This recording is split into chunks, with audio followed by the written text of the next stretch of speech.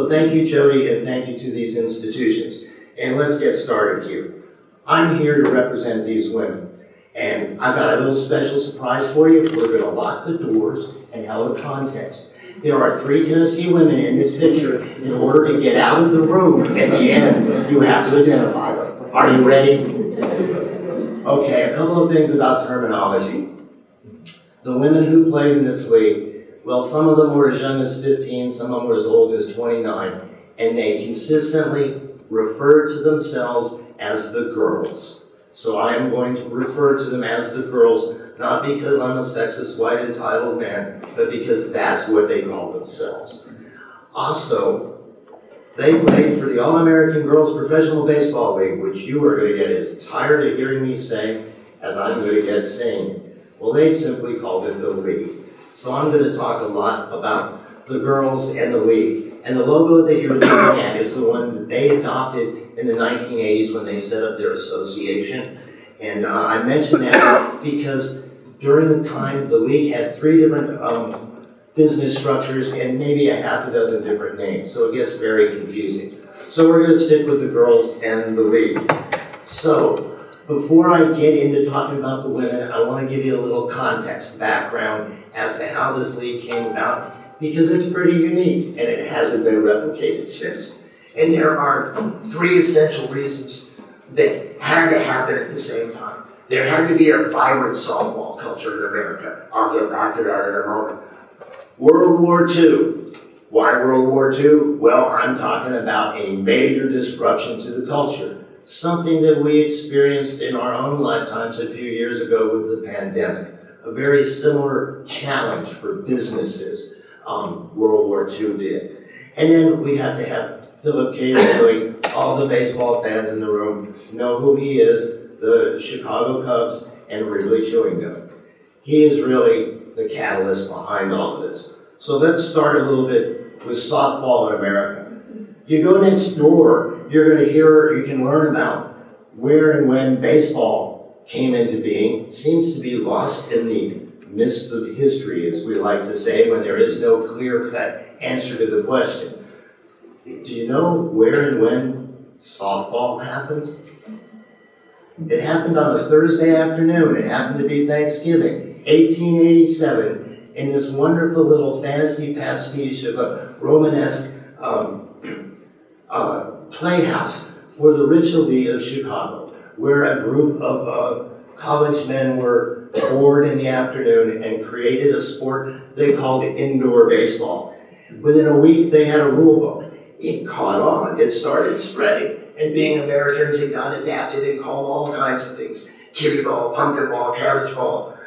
They even called it baseball. Although how you're playing baseball inside with a stick and a boxing glove, which was the original equipment, there's a story there. I don't know. It spread across the country, but it didn't start to be called softball until 1926, when one of the many attempts to codify the rules and get everybody on the same page happened. Well, the rules didn't stick, but the name softball did.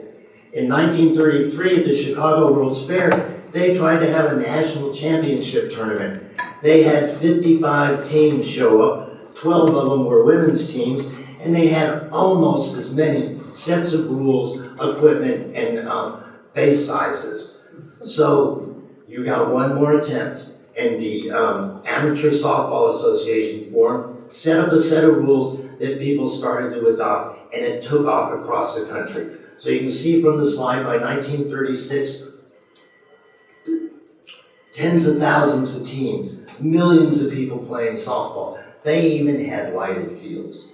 If this hadn't happened, there wouldn't have been a professional baseball league a half a decade later. We'll come back to that. So it's because where was Wrigley going to find women baseball players? Well, they had no opportunities to play, so without this softball culture, there wouldn't have been players to recruit. World War II, we all know, I think, the disruption that it caused with all the men going away, being mobilized. Women had to step and move into the workforce. Well, that also included entertainment. the men left the ball field, the women went onto the ball field to play. So you have that as the second part. The third part is Philip K. Wrigley. He is the son of the founder of the Wrigley Chewing Gum fortune and the Chicago Cubs. A businessman, a smart guy, and he had the vision, the means, and the money to pull this off. When I say vision, he was already thinking that there was an opportunity to expand women's softball. He owned a field out in the Los Angeles area where they had 30,000 people attend a softball championship. That's what's showing up for a major league game.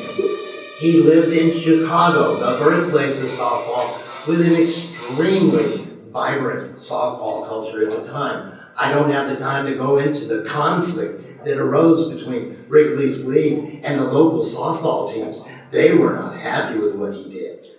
But he also had the means, and by the means, he is already a baseball man. From the time he decided to move forward with this league to the time they were on the field playing 4 teams in 4 separate cities is 15 months. That is an accomplishment. And he managed it because he was a baseball man. He already knew the business. He had the contacts, the front of office people, the scouts. He knew where to go to look for the players. And most importantly, he was rich. He had money. He spent at least $100,000 the first year, probably more the second.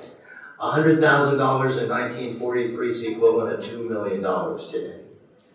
Now, his original focus was to get a substitute for men's baseball. When that didn't happen, when President Roosevelt declared that baseball was an essential activity and it must continue, Wrigley didn't give up on his girls' plan. He simply shifted it to a patriotic war effort. He put the 4 teams in mid-sized industrial cities that had a strong workforce that needed recreational activity.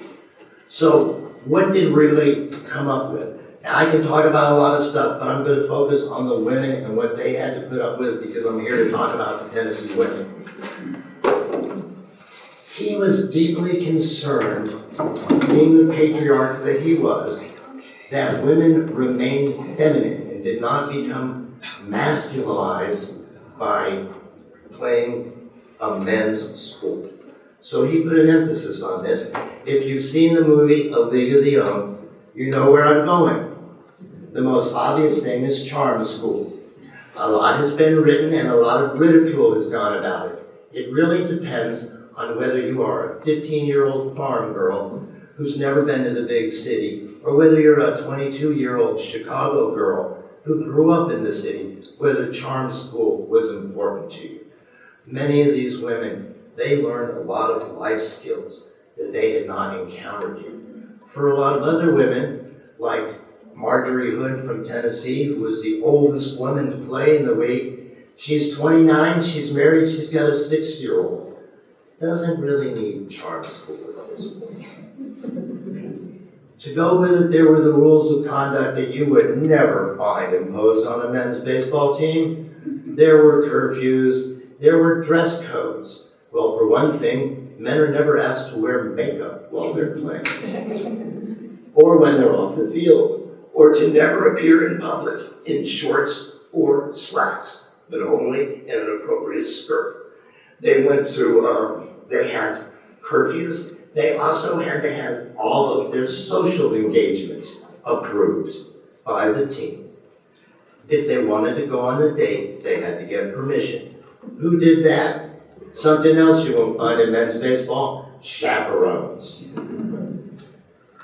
Oddly enough, they were absolutely necessary given the culture at the time and the age of the women. The average age on the teams was 20 to 21 years old. But on almost every team, a third to half of the players were under 20. I already mentioned the youngest was 15. You might have 15 players on your team and 5 of them are 17, 18, and 19 years old. Do you think they would benefit from an older woman looking out for their interests amongst these 22 and 23 and 24-year-old women who are experienced in life. Some of the women would not have been allowed to go if there weren't chaperones. One of them is Mary Nesbitt from Chattanooga, who we'll talk about briefly. But the thing that most people know about the game are the uniforms. So let's go there. It's a nice outfit, a tunic-style skirt, or a tunic-style dress with a flared skirt. They had cover-up shorts to go underneath, typical baseball athletic socks, and a matching cap to go with their uniform.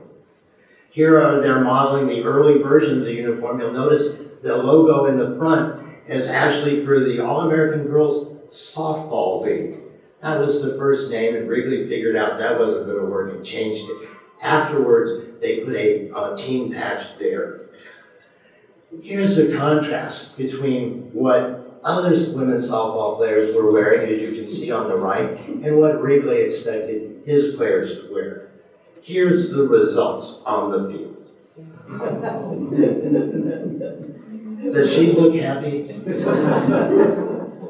The reality is that many of these women had what large open sores on their thighs called raspberries. Some of them had them the entire season. They couldn't keep a bandage on because they essentially are playing with bare legs. You can see the result. So they had to put up with a lot to get on this field.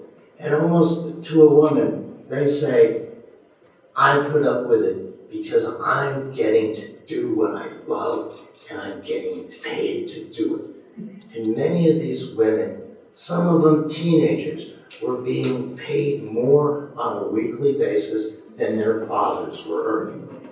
Some of them put that money away and financed a college education, helped the family buy a home, do other things with that money. So it made a significant impact in their lives.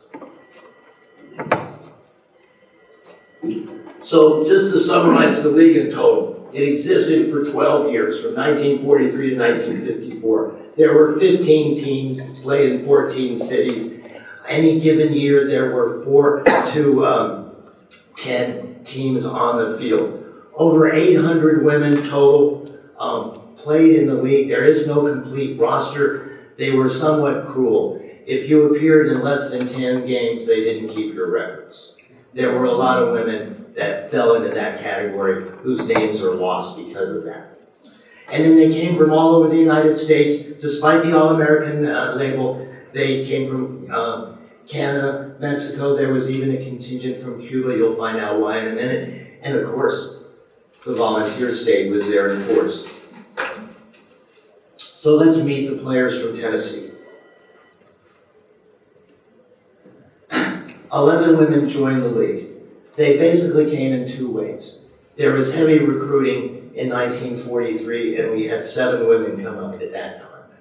With the war winding down in 45, there was another recruiting effort. We had one girl go up in 45, another in 46, and 2 more in 47. That's the 11 individuals. Some of them stayed for a number of years. So you had 4 who were 1 year and done, 1 and done or even less. Not the least bit uncommon. 4 of them played for 2 or 3 years, and 3 of them played for 6 or more years. By comparison, the average Major League Baseball career is about 5.5 years. Using just these 11 players and their dates, you get an average of 3.5 years, of which none of these players actually played. But we had 3 who stayed 6, 8, and 9 years, and then the others were short-timers. Where did they come from? Essentially 3 parts of the state: Nashville, Chattanooga, and Knoxville. I do not know why no one from Memphis ended up in the game. They did recruit in the area, as far as I can tell. Really no explanation for that. So I'm going to quickly go through and talk about some of these girls and get to the Knoxville lassies, because I know that's why some of you are here. Chattanooga sent up 5 players total. 4 of them were up there in the first season. The top 3 that you see across here became well known as the Chattanooga Choo-Choos. They all played with the Racine Bells. The Racine Bells dominated the first year. Hollywood made a great movie out of a league of their own. They did a fair job of depicting what took place on the field. Everything else was fiction. Oh, if they had just done the story of the Racine Bells' first year in the league, I think they would have had a better movie. Here they are. 4 Tennessee women were in the starting lineup for the Bells when they opened their home game. They didn't open at home. So they were a dominant force. Here is little Mary Nesbitt. I mentioned her before. When she was offered an opportunity to go to the league, she turned them down because she didn't think it was appropriate for a 17-year-old girl to travel by herself to Chicago, Illinois, and stay in a hotel room for a week by herself. They had to send the chief scout back down to negotiate with her family. They got her grandmother to go up with her for the auditions. When her brother got out of school, he came in personally chaperoned her that first season. He became a mascot to the Racine Bells. I mentioned Mary because she was a left-handed pitcher and charming. She charmed the socks off of these Midwesterners with her southern drawl, her soft-spoken way, and her dominance on the mound. She and Irene Hickson, also from Chattanooga, made up what was called the Chattanooga Battery. At one point, Mary won something like 10 games in a row. They won the first half of the contest, and they dominated in the championship. Mary won 2 of the 3 games, and she saved the 3rd one. Irene Hickson was catching for her the whole time. Charlotte Smith was also with her. She was also a choo-choo. She was 25 when she went up, and unfortunately her age and injury got the better of her. She was playing second base right before the 4th of July, and she was in a takeout play. They got her legs. She never really recovered, played another year, and then retired from the game. Dottie Montgomery, all these women, one thing they made fun of in the movie was, if you don't know the name of a player in the league, call her Dottie, because the odds are pretty good that was her name. Lots of Dotties. So this is Monty. Monty passed on going up in 43 to stay in college and get her BS. Mary Nesbitt said, hey, come on up and play. So in 45 she went up. She had an uneven experience. She got cut the first year, played a full season the next year, and then she had an experience of the opportunity of a lifetime to go to Havana, Cuba for spring training, but she got cut at the end of that season. So 3 years in the league, only 1 year playing. At the end of it, this is how she summed it up. I just didn't want it bad enough. She went on to have a good career as a medical technologist. Marjorie Margie Hood, I tell you what, this woman is made of grit. She is the oldest player in the league. She's 29 years old, 29 years, 9 months, and 14 days when she started in the league. She turned 30 while she was playing. She was 2 years older than the next oldest player in the league, Irene Hickson. Is anybody surprised that there are Tennessee women who are doing this? Not me. She had a 6-year-old, been married for years, and she might have succeeded, except she sprained her ankle in spring training. For those of you who know baseball, you know what a sore ankle does to your hitting. She was great playing in the outfield. When she connected at the plate, she hit for power, did a good job running the bases. The problem was she struck out half the time. Nobody can handle her. She got released from one team, picked up, played for another team, traded, was there at the end of the year, played for 3 teams, didn't get a new contract. She took her shot. Came a little too late for her. On to Nashville. So we got 3 players here. Would it surprise you that 2 of them were teammates? Mary Louise Lester and Lillian Jackson played together. City championship teams, competed for state championships. But as was typical, they ended up competitors in the league. Bird Dog Jackson, love that nickname. She played 3 seasons for 3 different teams, moved over to Chicago to play with the Metropolitan Girls League there, made a life there. At the end, when the 1980s, the girls got together to start forming their association, she was one of the officers and was essential in putting it together. Lou Lester, she just played 2 years, but she did have an opportunity to be on a championship team. And she left, returned to Nashville, but she stayed in sports.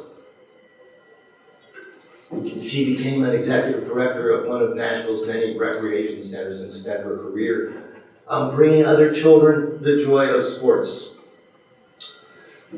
Martha Torchiwala, boy oh boy, if there was ever anybody who was treated unfairly and had something to complain about, it's this woman. She ended up being the pawn between the manager of the Racine Bells and the president of the league, much to her detriment. They left her in a game they should have taken her out of to make a point, and she has gone in the record book with having given up 19 runs, 21 walks, with a 1-game appearance and a lifetime earned run average of 17.26. Never should have been called up. Didn't stop her. She went over to Chicago to the Girls Metropolitan Softball League, played there for a number of years, made a life in Chicago, and according to her brother's tribute page, had a wonderful life. Few people could recover from what she went through. All right, this is why you're all here. 3 women from Knoxville, and they're special. The Knoxville Lassies, as the papers called them. Kay Malik, Doris Sands, and Cartha Duell.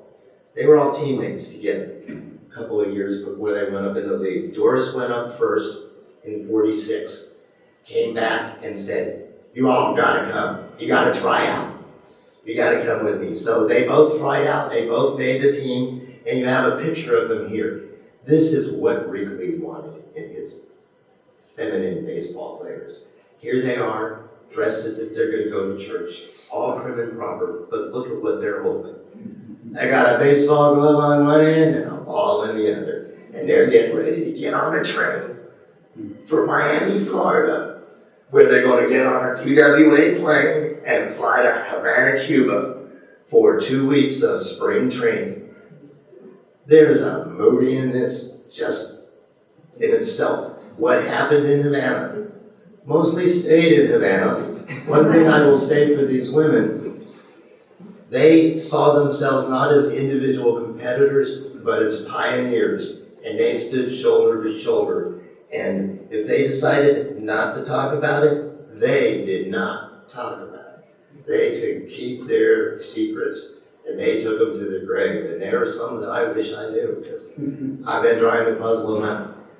But it was quite a trip down there in Cuba.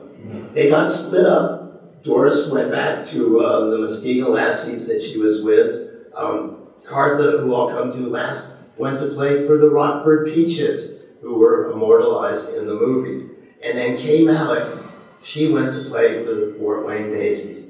Kay was an excellent ball player, not a native Tennessean. She actually was from upstate Illinois, west of Chicago. The family moved down here at the start of the war to seek work. Her father ended up at over in Oak Ridge, later ORNL, in 43.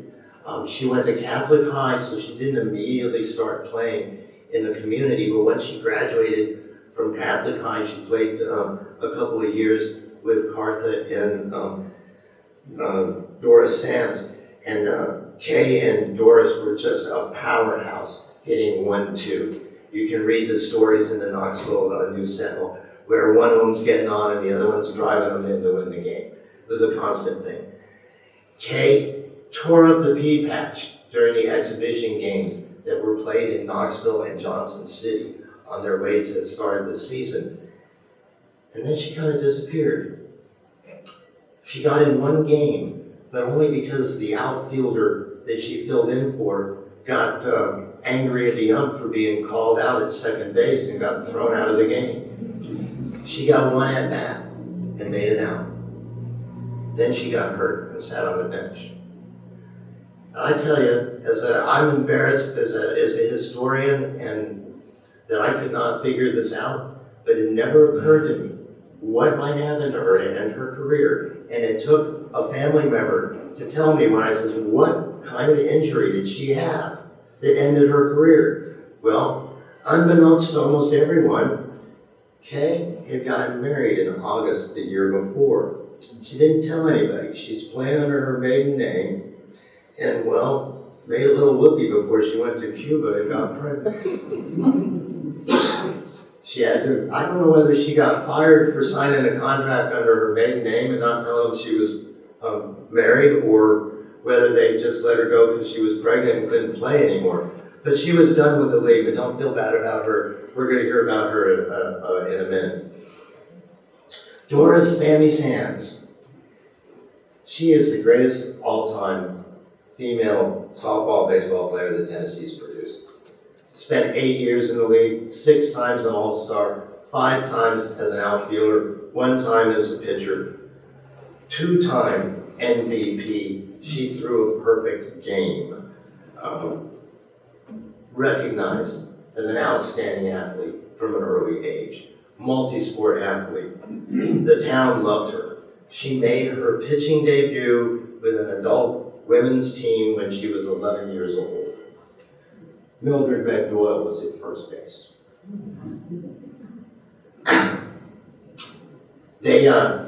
She got on the mound and something happened to her team that hadn't happened in a long time. They beat the city champions, the Goodall Girls. The Goodall Girls won the championship that year, and that's the last time they did. Doris Sands, leading Cole Nelson's Pepsi-Cola Girls, then won the next 6 out of 7 city championships. The one they didn't win was 1942, where for obvious reasons, there was no softball. The only reason they stopped winning was because in 46, she left to go pro. And Mildred Doyle left to become superintendent of elementary schools on the way to her legendary run with the school system. So she turned pro, and in 47, when she's up there with her 2 fellow teammates, she has a career year. They made a change to the pitching rules that favored Sands, and she dominated. 4-11, you can see that record up there, 4-11, look at that earned run average, less than 1. The only reason she didn't win the pitching championship, she didn't have 20 decisions to qualify. Through that perfect game, they selected her that year twice as an all-star. She was so good in the outfield as a hitter that they didn't want to leave her off the roster. But how do you not put a pitcher who throws a perfect game and has those kind of numbers up there? Well, you know what happens when you're league MVP? You get to be on the cover of Dell's Major League Baseball Digest. Now, I can look around the room and I know that all of you remember a time when we didn't have our magic oracles that we could look up everything. If you were a sports fan, you bought one of these books every year in order to keep up on the stats of what your teams were doing. And she graced the back cover of it. Well, 8 years she played, 5 years she played 2 positions. She pitched and she hit. After stopping as a pitcher, she just went to the outfield. Look at what happened to her batting numbers. When she stopped pitching, her average jumped up 30 points. Who knows what kind of numbers she would have been put up as a hitter if she had not been a pitcher too. And it's these numbers in this situation why she was compared to both Babe Ruth and Ted Williams, who she graced the cover with. She was a power-hitting pitcher, and then she was just a pure hitter. So when we hear all these people today, I'm multitasking this, I'm multitasking that. Doris Sands was a good, dominant pitcher in Knoxville. But in the league, she was just an average pitcher. Had she not split herself in two, there's no telling what she would have done. People need to think about that when they try to do 3 or 4 things at once. What are they leaving behind? Now let's talk about Cartha Ducky Doyle. Cartha is the third. She was the youngest Tennessean to go up in the league. She was just 17 years old at the time. And she was a junior in high school. She had to get permission to take her exams early so she could make the trip to Havana. And of course, she was a powerhouse second baseman. And excuse me just a moment here.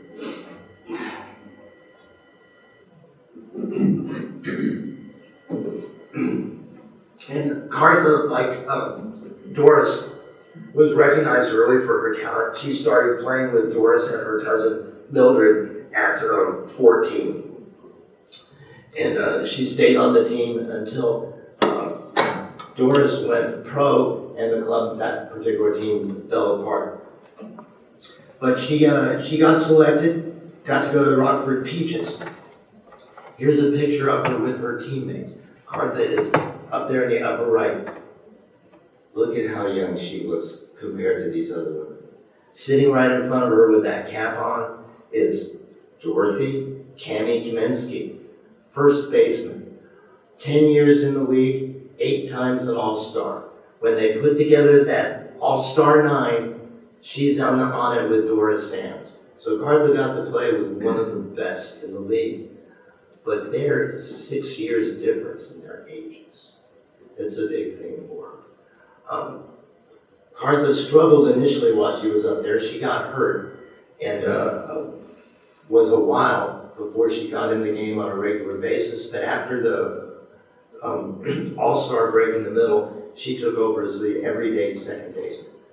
And she was offered a contract to come back, and she declined. She has a simple, terse answer, which is her mother didn't want her to. There was a lot of family drama going on at the time, including the death of her father just the year before she went into the league at an early age. He was 49, a popular baseball player, manager of the team with a great name, the Frolic Nine. And he was also the assistant market manager for Market Square. Very popular, beloved man. Suddenly dropped dead of a massive heart attack. They named a ball field after him, the P. Doyle ball field. So there was drama at home. She was a little young, I think, to be going off, and well, she struggled. But she didn't leave the game.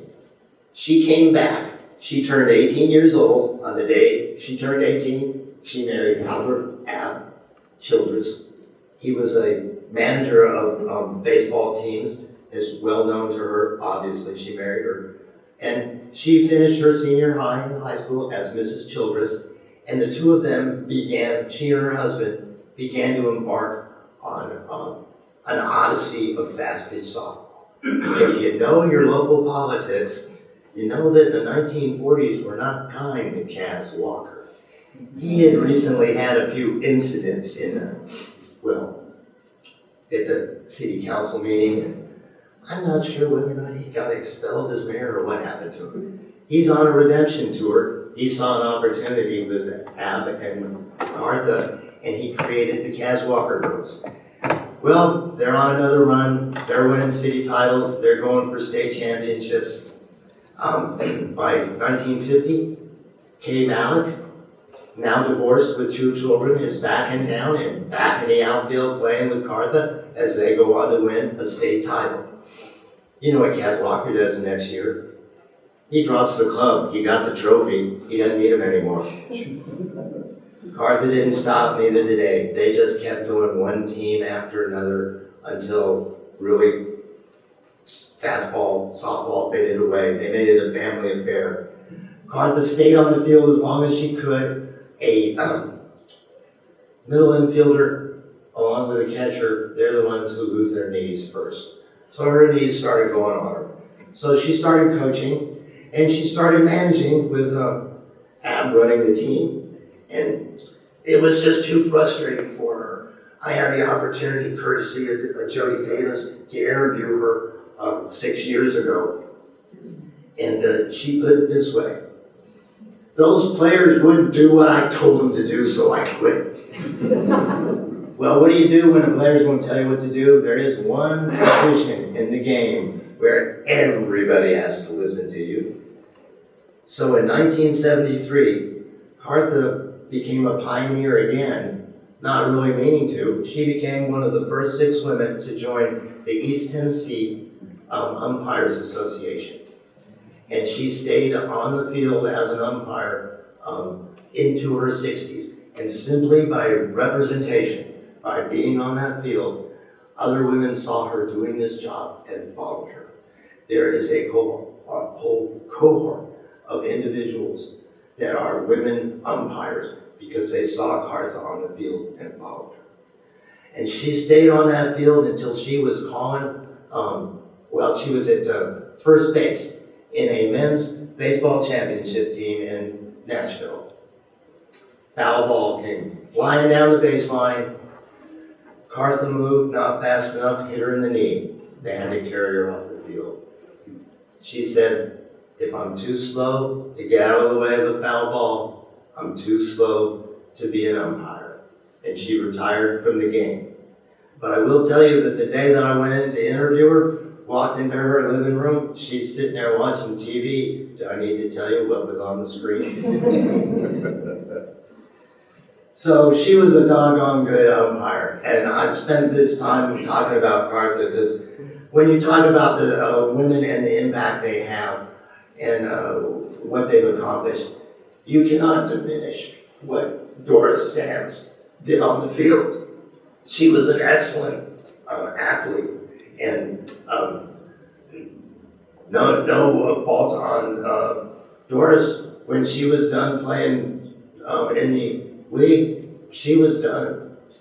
She didn't stay with the sport. She went on with her life doing other things. Cartha stayed with the sport of softball and baseball her entire life, and she made a significant contribution just by being a woman in men's roles within the game, which is why I wanted to close with her. And we'll go on and do a summary here. In total, there were 11 women. They played all or part of 38 seasons in the league. The shortest career was Martha Torchy Walker, 9 days. The longest was Irene. Well, when she joined the league, she was called Tuffy Hickson. When she left the league, she was the last player from Chattanooga, and they called her Choo Choo. It also described the way she chugged down the baselines as she was running out a grounder. So collectively, they won 2 league championships, a couple of season championships, 2 MVPs, and 8 All-Star appearances. And we have the honor of having the 2 oldest women to ever play in the league, the oldest being Margie Hood at 29, the second oldest, Irene Hickson, at 27. So that is my basic talk. I intentionally sped through this so that I could let you ask me questions and we could talk in depth about some of these other things. So at this point, I will open it up to the floor. We gonna give my mic, Ken? You're good. For any questions? Oh, come on, folks, I was deliberately short. So, Dan Feller. tell me how the league folded and why it folded. Or why there was only that one league in the upper Midwest and nowhere else. The history professor has just asked me to give a semester Or course. don't, it's okay. Why it folded? Well, I was a young type. A couple of you might be old enough to remember what was going on in the 50s after the war. The country simply changed. New forms of entertainment came about, and people had cars. They could get out and drive and go where they want. They're not stuck in town. They don't have to stick around for a stay vacation. Taste changed. The economic model changed. Part of it was Wrigley was with it for 2 years with a nonprofit plan to patriotic effort, a war effort to give entertainment to the workers. When the war looked like it was going to be over, he sold it to a corporation that was for profit with the same model. That wasn't working because this individual clubs, which were backed, they're sort of franchises, but they're not. At this point, the really big difference between men's baseball and women's baseball that made a difference on a business model side is that in Major League Baseball, the clubs own the players' contracts. In this league, the All-American Girls Professional Baseball League owned the contracts of the players, not the individual teams, which meant that the president of the league could reach into your roster, snatch out a player, and put it on another team if they felt there was a competitive disadvantage going on that they needed to correct, so that they had 4 competitive teams on the field instead of 1 that was beating everybody up. Well, that model wasn't working for the local teams, obviously, because they would lose players they liked.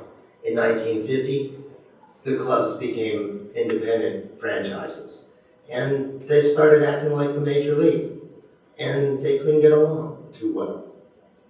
So they had some business problems there, and then the culture shifted on them. That's the closest thing to an explanation. Sir? Talk about the transition of going from underhand pitching to overhand. Oh, well. Another thing that happened with this league that makes it really challenging is that they were constantly tweaking the rules. When it started, they were playing with men's baseball rules on a diamond that was larger than softball and smaller than baseball, with underhand pitching only. And they stuck to that. They loosened it up a little bit. In 1947, they changed the rules so that you could go sidearm. This is why Doris Sands became an MVP. She was taught to pitch by her grandfather, Holly Moore, who was a semi-pro player who pitched sidearm. These women had never seen sidearm pitching. They didn't know how to adjust to it. It took them a little while, which is why she was so dominant and why in 1948 she was back to being just another good pitcher instead of the dominant pitcher. Then they went to overhand, and this is what you saw happen. Mary Nesbitt, who was a dominant pitcher, underhand softball, did not like how much it hurt to throw overhand, and she quit pitching. She actually took a break from baseball. Other reasons for that. She came back with another club as a first baseman. She's left-handed. So you see a variety of experiences with the pitchers. Some of them quit pitching because they just couldn't tolerate the motion. They didn't grow up pitching that way. You know, you change your arm motion when you're 20 years old, it's gonna hurt.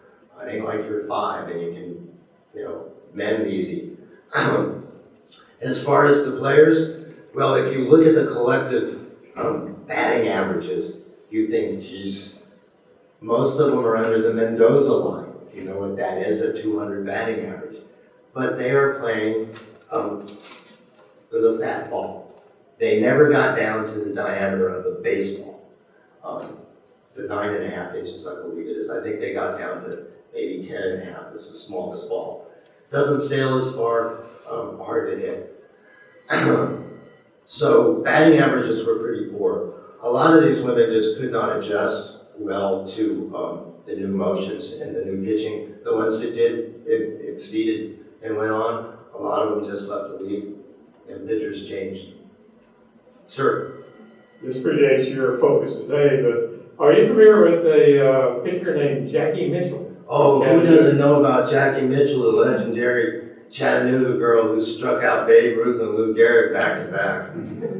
Yeah, she's in the exhibit. You can go read about her in there.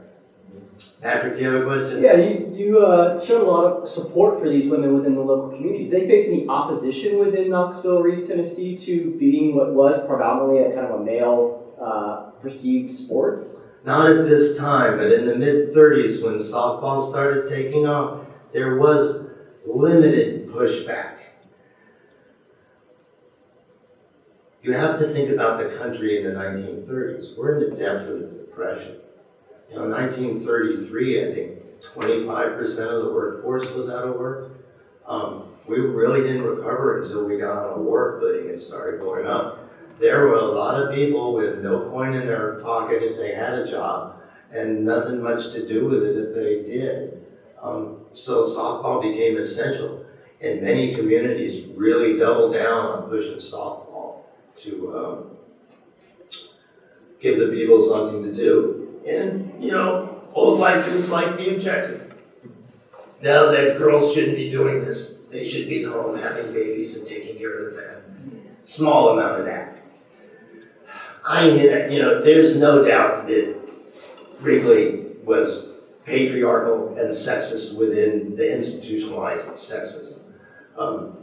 There are people who would say that the language that I've been using today, the way I'm switching back and forth between first names, last names, and whatnot, is sexist in the way I'm talking about the women. It's really a question of your attitude. But when I talk about the women being tight-lipped, there were some problems.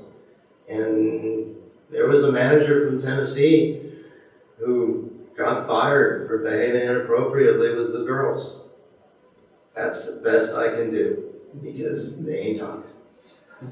It took a lot of work to figure out which one he became infatuated with, but he had to go. It's just, you can't find the stories. They're not in the memoirs. The newspaper accounts are, he was inexperienced with working with women. One got a little closer to the truth and said, he was infatuated with a player. Brent, did you have a question? Did you do much looking into where they played in the city? I found several ballparks, but I don't think I found them all. No, I didn't. Caswell Park was a big location for most of these games. Not really my particular focus. There is some, I don't know, Adam, how much do we have about local ballparks in the exhibit here? We didn't really get into it. It's a little esoteric, but I know your love of it. Yes? Okay, I saw I'm a newbie here, but was there a big city softball league that a lot of these girls came from, or did they just? Yes and no. You know, we're a mid-sized city. Mid-sized is like a small city. A lot of men's leagues, maybe a half a dozen different ones, softball and baseball leagues. There were, it's hard to tell. I think there may have been as many as 8 women's teams doing 2 leagues locally. There was the recreational league, and then there was the industrial league. We're a mill town here, so there were, I don't know how many mill factories turning out garments and different things like that. They sponsored teams, so there was that, and then there were the recreational one where Cole Nelson's Cafe, that's in the recreational league. But then the mills, they're in a different league, and sometimes they're all put together depending on how many teams get filled. So it kind of varied. But it was pretty vibrant, and one thing you'll find is quite interesting. If you do historical research, you need to pay attention to things like this. There are 2 newspapers in this town. Only one reported on softball. Which one? The one that sponsored it. You understand? The other paper's not going to advertise their competitor's success. Anyone else? Yes? Did they, how much of this ball was played on 9-foot base spacing? None. None, okay, all 60? Never got to a full men's league dimension. I have not gone into that because it changes so much, you know. So the reality of it is that for the purist, they never played men's baseball because the field was never the same size and the ball was never the same size. But by the end of the game, that was the only 2 differences. And I think they were out to like 55 feet on the base pads, and 10.5 inches on the ball. Otherwise, they played hardball. Believe me, on the field, they were competitors. And off the field, they stood shoulder to shoulder as a band of sisters, if I may borrow the phrase.